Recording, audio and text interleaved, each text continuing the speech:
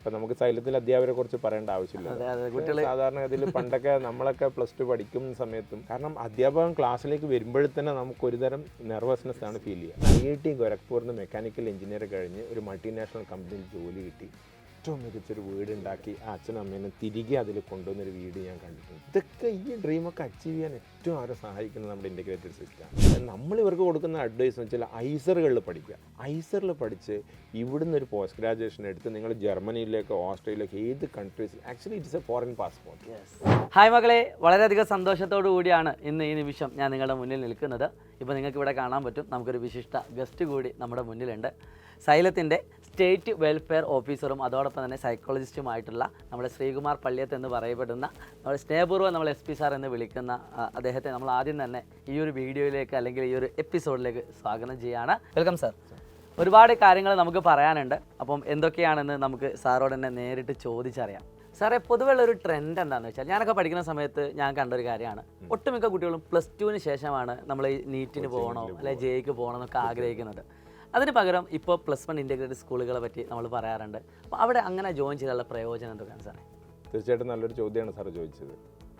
മെയിനായിട്ട് സാറേ നമ്മൾ മക്കളോട് പറയാനുള്ളത് നേരത്തെ തുടങ്ങുക എന്നുള്ള കാര്യമാണ്.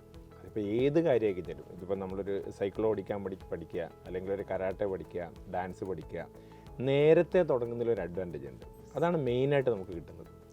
പിന്നെ സാർ എനിക്ക് തോന്നിയത് വലിയൊരു വ്യത്യാസം ഉണ്ടാക്കാൻ വേണ്ടി പറ്റുന്നത്, ഇപ്പോൾ നമ്മുടെ മക്കൾ 10ാം ക്ലാസ് കഴിഞ്ഞ് ഒരു ഹയർ സെക്കൻഡറി സ്കൂളിലേക്ക് പോയി. ഞാൻ ചെറിയൊരു ഉദാഹരണം പറയാം. കെമിസ്ട്രിയിൽ first chapter +1 some basic concept എന്നുള്ളൊരു ചാപ്റ്റർ. അതെ, അതിൽ ലോ ഓഫ് മൾട്ടിപ്പിൾ പ്രൊപ്പോർഷൻ എന്നുള്ളൊരു ലോ ഉണ്ട്. ആ ലോ ഓഫ് മൾട്ടിപ്പിൾ പ്രൊപ്പോർഷൻ സാധാരണ ഇതിൽ സ്കൂളിൽ പഠിപ്പിക്കുമ്പോൾ അധ്യാപകൻ വരുന്നു, ലോയിൻ്റെ സ്റ്റേറ്റ്മെൻറ്റ് പറയുന്നു, പഠിപ്പിക്കുന്നു, ഒരു പ്രോബ്ലം, ഒരു ന്യൂമറിക്കൽ പ്രോബ്ലം ചെയ്യുന്നു, തീർന്നു, അവിടെ തീർന്നു. പക്ഷേ നമ്മുടെ ഇൻ്റഗ്രേറ്റഡ് സ്കൂളിലേക്ക് വരുന്ന സമയത്ത് what they can do with this law for the entrance examination, അതിൻ്റെ ഡീപ്പിലേക്ക് ഇറങ്ങിക്കൊണ്ട് ഡീപ്പായിട്ട് ഇറങ്ങും. അപ്പോൾ കുട്ടി ആ ക്ലാസ്സിൽ ഇരുന്നിട്ട് തന്നെ മനോഹരമായിട്ട് മനസ്സിലാക്കുകയാണ്, അപ്പോൾ ഈ ലോയിന് ഇങ്ങനെ ഒരു ആപ്ലിക്കേഷൻ ഉണ്ട്. അപ്പോൾ അടുത്തൊരു എൻട്രൻസ് പരീക്ഷ എഴുതുമ്പോൾ തീർച്ചയായിട്ടും മറ്റാരെക്കാളും ഒരു മികവ് പുലർത്താൻ നമ്മുടെ മക്കൾക്ക് പറ്റും. അപ്പോൾ സാർ, മറ്റൊരു ക്വസ്റ്റ്യൻ എന്താണെന്ന് വെച്ചാൽ, ഇപ്പോൾ ഏകദേശം ഒരു 15 വയസ്സുള്ള കുട്ടികളൊക്കെ ആയിരിക്കുമല്ലോ ഇതിലേക്ക് ഏകദേശം വരുന്നത്, ഇൻ്റഗ്രേറ്റഡ് സ്കൂളിലേക്ക് വരുന്നത്. അപ്പോൾ ഓട്ടോമാറ്റിക്കലി അവർക്ക് മാനസിക സമ്മർദ്ദങ്ങൾ ഉണ്ടാവും, അതായത് ടെൻഷൻ ഉണ്ട്, ഒരുപാട് പഠിക്കാനുള്ള തോന്നലുണ്ടാവും, അവർ ഡിപ്രസ്ഡ് ആവും. ഈവൻ 10ാം ക്ലാസ്സിൽ വരെ അവരെന്താക്കാറുണ്ട്. അപ്പം അതിനൊക്കെ പരിഹരിക്കാൻ വേണ്ടിയിട്ടുള്ള എന്തെങ്കിലും മെത്തേഡുകൾ, കാര്യങ്ങളും ക്വസ്റ്റ്യനാണ് സാർ ചോദിച്ചത്. ഇപ്പോൾ സ്വാഭാവികമായിട്ടും രക്ഷിതാക്കൾക്കും കുട്ടികൾക്കുള്ളൊരു ആശങ്കയാണ്. ഇത്ര നാളും എല്ലാ കുട്ടികൾക്കും അവരുടെ വീട്ടിലൊരു കംഫർട്ട് സോൺ ഉണ്ടാവും. അവർ സ്ഥിരമായിട്ട് ഇരിക്കുന്ന ഒരു മേശ, അല്ലെങ്കിൽ അവർ സ്ഥിരമായിട്ട് ഇരിക്കുന്ന ഒരു ചെയർ, അവർ കിടന്നുറങ്ങുന്ന ഒരു ബെഡ്, അവരുടെ ഒരു പേഴ്സണൽ സ്പേസ്. ആ പേഴ്സണൽ സ്പേസ് കഴിഞ്ഞിട്ട് വലിയൊരു ലോകത്തിലേക്കാണ് അവർ വരുന്നത്. അപ്പോൾ തീർച്ചയായും മക്കൾക്ക് എല്ലാവർക്കും മാനസിക സമ്മർദ്ദങ്ങളുണ്ടാവും. നമ്മൾ ശരിക്കും സാർ ഒരു ട്രയാങ്കിൾ വർക്കാണ് നമ്മൾ ഇതിനു വേണ്ടി ചെയ്യുന്നത്. ഈ ട്രയാങ്കിളിൻ്റെ ആദ്യത്തെ കോർണർ സാറിനെ പോലെയുള്ള മികച്ച അധ്യാപകർ തന്നെയാണ്. ഇപ്പം നമുക്ക് സൈലത്തിൽ അധ്യാപകരെ കുറിച്ച് പറയേണ്ട ആവശ്യമില്ല. സാധാരണ ഇതിൽ പണ്ടൊക്കെ നമ്മളൊക്കെ +2 പഠിക്കുന്ന സമയത്തും കാരണം അധ്യാപകൻ ക്ലാസ്സിലേക്ക് വരുമ്പോഴേ തന്നെ നമുക്ക് ഒരുതരം നെർവസ്നെസ് ആണ് ഫീൽ ചെയ്യുക. പ്രത്യേകിച്ച് മാത്തമാറ്റിക്സ് നമ്മളെ പണ്ടത്തെ ഏതോ കണക്ക് മാഷം, മറ്റേ നമ്മുടെ ഒരു മോഹൻലാലിന്റെ സിനിമയുണ്ടല്ലോ സ്ഫടികത്തിൽ ചാക്കോ മാഷ് പറഞ്ഞ പോലെ. പക്ഷേ ഇന്നലെ ഞാനൊരു ഇൻ്റഗ്രേറ്റഡ് സ്കൂളിൽ, നമ്മുടെ ഗോകുൽ ഇൻ്റഗ്രേറ്റഡ് സ്കൂളിലേക്ക് പോകും, പിള്ളേരോട് വെറുതെ ചോദിച്ചു, നിങ്ങൾക്ക് ഏത് അധ്യാപകനാണ് ഏറ്റവും ഇഷ്ടം? ആൻസർ കേട്ട് ഞാൻ ഞെട്ടിപ്പോയി. ഞങ്ങൾക്ക് മാത്സിന്റെ അധ്യാപകനെ ഇഷ്ടം. എൻ്റെ ഇത്രയും വർഷത്തെ ഒരു അനുഭവങ്ങളിൽ ആദ്യമായിട്ടാണ് മാത്സിന്റെ ഒരു അധ്യാപകന് ഇഷ്ടം എന്ന് പറയുന്നത്. അതിലവർ വളരെ സക്സസ്ഫുൾ ആണ്. അപ്പോൾ ആദ്യത്തെ ട്രയാങ്കിളിന് കോർണറിൽ അധ്യാപകർ നല്ല രീതിയിൽ കുട്ടികളെ നോക്കുന്നു, ടീച്ചേഴ്സ് നോക്കുന്നു. രണ്ടാമത്തെ കോർണേഴ്സാണ് നമ്മുടെ മെൻറ്റേഴ്സ്. അപ്പോൾ നമ്മുടെ മെൻറ്റേഴ്സ് എന്ന് പറയുന്ന സമയത്ത് നമ്മുടെ ഒരു മെൻറ്റേഴ്സിൻ്റെ ഒരു പ്രായം എന്ന് പറയുന്നത് ഒരു 19 അല്ലെങ്കിൽ 22, 23 വയസ്സിൻ്റെ ഇടയിൽ, 22-ന് 23, 19 എന്ന് പറയാൻ വേണ്ടി പറ്റില്ല, ഒരു PG ഒക്കെ കഴിയുന്ന 22, 23 ഇയേഴ്സ്, ആ ഒരു പ്രായത്തിലുള്ള കുട്ടികളാണ് കൂടുതൽ മെൻറ്റേഴ്സായിട്ട് വരുന്നത്. അത് നമ്മളൊരു പർപ്പസ്ഫുള്ളി സെലക്ട് ചെയ്യുന്നതാണ്. കാരണം ഈ കുട്ടികളെ അവരുടെ മാനസികാവസ്ഥ മനസ്സിലാക്കാനും കൂടെ നിൽക്കാനും ഒരു ഫ്രണ്ട്ലി അപ്രോച്ച്. ചേച്ചി എന്നാണ് പലപ്പോഴും കുട്ടികളെ വിളിക്കുക, അല്ലെങ്കിൽ ഏട്ടാന്നാണ് വിളിക്കുക. ആ ഒരു മെൻറ്റേഴ്സിൻ്റെ ആ ഒരു സപ്പോർട്ടും കൂടെ വരും. മൂന്നാമത്തെ ഒരു സപ്പോർട്ടാണ് നമ്മൾ കൊടുക്കുന്ന സപ്പോർട്ട്. നമുക്കൊരു career guidance and counselling wing ഉണ്ട്. ഓരോ സ്കൂളിലും ഡെഡിക്കേറ്റഡ് ആയിട്ടുള്ള SWമാരുണ്ട്. SW വെച്ചാൽ സ്റ്റേറ്റ് വെൽഫെയർ എക്സിക്യൂട്ടീവ്സ് ഉണ്ടാവും. അതായത് ആ സ്കൂളിൽ കുട്ടിയുടെ കാര്യം നോക്കുവാനും അവരുടെ പ്രശ്നങ്ങൾ ഡീൽ ചെയ്യാനും ഒരു സ്റ്റാഫ് ഡെഡിക്കേറ്റഡ് ആയിട്ടുണ്ടാവും. ഓരോ സ്കൂൾ നമുക്ക് ഏകദേശം 14 ഇൻ്റഗ്രേറ്റഡ് സ്കൂൾ നമുക്കിപ്പോൾ നിലവിലുണ്ട്. അവരാണ് എനിക്ക് റിപ്പോർട്ട് ചെയ്യുന്നത്. ഇപ്പം കുട്ടികൾ എന്തെങ്കിലും അങ്ങനത്തെ ഇഷ്യൂസ് റിപ്പോർട്ട് ചെയ്താൽ നമ്മൾ നേരിട്ട് അവിടെ ചെല്ലുന്നു, കുട്ടിയെ പേഴ്സണലായിട്ട് കാണുന്നു.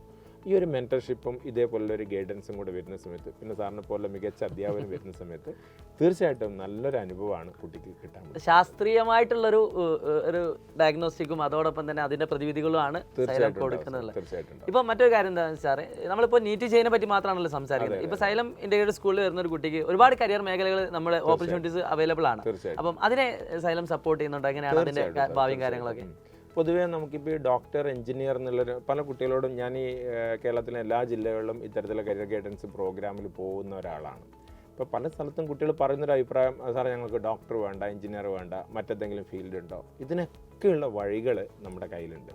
ഇപ്പോൾ ചെറിയൊരു ഉദാഹരണം ഞാൻ പറയുകയാണെങ്കിൽ, സാർ നമുക്ക് പ്രധാനമായിട്ട് 2 തരത്തിലുള്ള കോമ്പിനേഷൻസ് ആണ് നമ്മുടെ ഇൻ്റഗ്രേറ്റഡ് സ്കൂളിലുള്ളത്. ഒന്ന് physics, chemistry, mathematics, biology. 2 physics, chemistry, mathematics, computer science. ഇപ്പോൾ ബയോളജിക്ക് പകരം കമ്പ്യൂട്ടർ സയൻസ്. ശരിക്കും പ്രധാനമായും നമ്മൾ ശ്രദ്ധിക്കുന്നത് എന്താണ്? ഏറ്റവും മികച്ച രാജ്യത്തെ ഒരു ഡോക്ടർ ആവുക എന്നുള്ളത്. ഞാനൊക്കെ നമ്മുടെ ഒരുപാട് പഠിപ്പിച്ച പിള്ളേർ മെഡിക്കൽ കോളേജിലൊക്കെ ഉണ്ടാവും. അപ്പോൾ ചില സമയത്ത് പിള്ളേർ വിളിക്കും, സാർ നമുക്കൊന്ന് കോളേജിലേക്കൊക്കെ.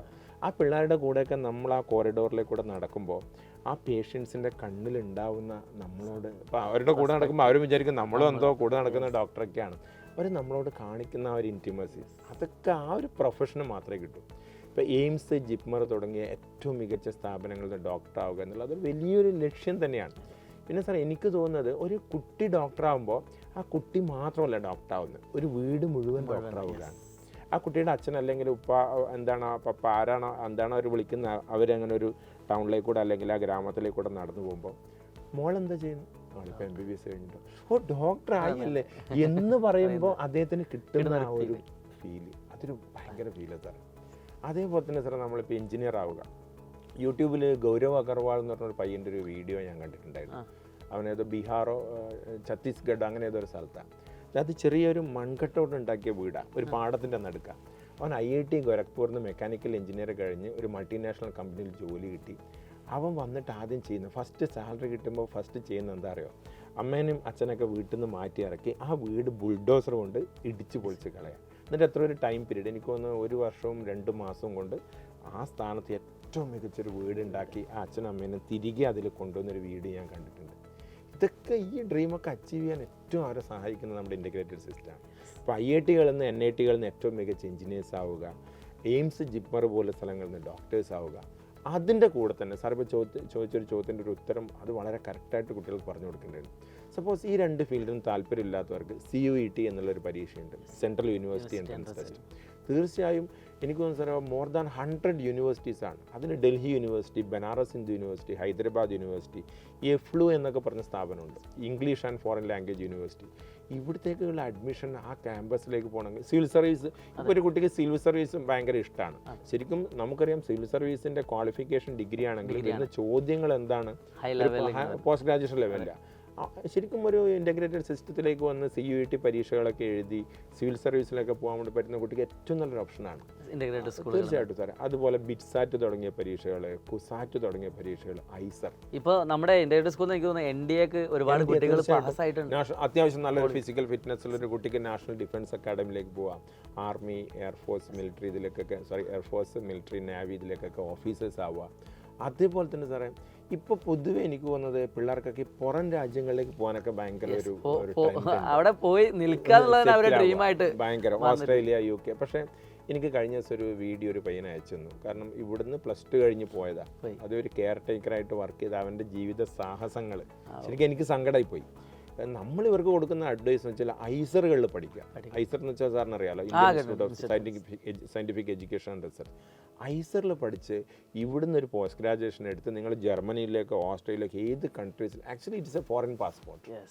അപ്പം അങ്ങനെ ഒരു ഓപ്ഷനും കൂടി ഉണ്ട്. അപ്പം മൾട്ടിപ്പിൾ ഓപ്ഷനാണ്. അവർക്ക് വേണമെങ്കിൽ ഡോക്ടർ ആവാം, എഞ്ചിനീയർ ആവാം, അല്ല അവർക്ക് മറ്റേതെങ്കിലും ഫീൽഡിലാണ് താല്പര്യമെങ്കിൽ ഇത് വെച്ച് പോകാൻ പറ്റുന്ന എല്ലാവരും നമ്മൾ സപ്പോർട്ട് ചെയ്യും.